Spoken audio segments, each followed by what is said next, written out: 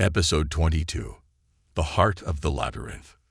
Welcome back, listeners, to another chapter of Deadlock at Dawn. The sun pierces the early morning fog in Seaview, casting long shadows that only add to the mysteries lurking in this coastal town. John Stone, our resilient investigator, begins another day in the depths of the Harrington mine. With the stylized H marking his path, he ventures further into the heart of the labyrinth, the potential lair of the unseen adversary. Simultaneously, Dr. Harper and Bloom are making their way through the pages of Harold Harrington's diary. They're discovering more about the secretive life Harold led, his obsession with the family treasure, and his determination to protect his son from the family curse. As John navigates the labyrinthine tunnels, he stumbles upon an area different from the rest. It is meticulously maintained and adorned with various artifacts bearing the Harrington emblem. John realizes he might be standing in the very heart of the labyrinth, a place likely used by the outsider, the living descendant of the Harringtons.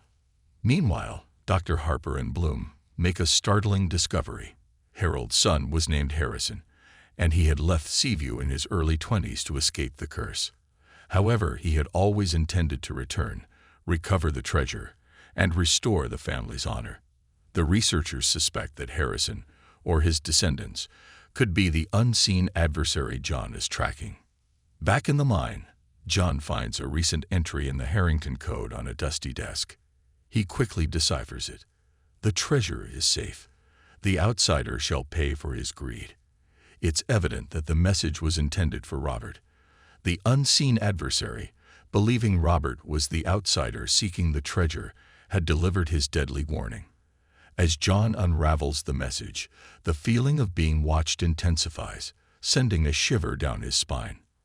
Back in town, Dr. Harper and Bloom uncover the last known whereabouts of Harrison Harrington. Records show he moved to a distant town and lived a quiet life, carefully avoiding any connection to the Harrington name or Seaview. But one detail stands out. He had a son, Howard Harrington, whose traces were lost after a few years. Could Howard be the unseen adversary? Meanwhile, in the mine, John continues his exploration of the heart of the labyrinth. He finds an intricate map of the tunnel network etched onto a stone slab. He realizes this is more than just a path through the mine. It's a strategic plan, showing escape routes and hidden chambers. It's a work of genius, reflecting the dedication of the Harringtons to protect their treasure. As he continues to explore, he stumbles upon a hidden alcove. Inside, there is an antique chest with a Harrington emblem. It's secured with an intricate lock, bearing the stylized H. John realizes he might have found the treasure. In town, Dr. Harper and Bloom try to find more about Howard Harrington. They find an old picture, and the resemblance to Robert is striking. The researchers are now sure that Howard is the unseen adversary, the Harrington descendant who has been protecting the treasure. As night falls over Seaview, the mystery is nearing its resolution.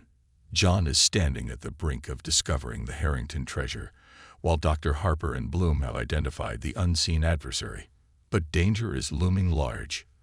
The eyes in the shadows are more menacing than ever, and a confrontation seems inevitable. Join us next time on Deadlock at Dawn as we inch closer to the truth. Will John unlock the Harrington treasure? Will the unseen adversary make his move? The answers lie buried in the heart of Seaview, waiting to be unearthed. Stay tuned, listeners, as the story continues.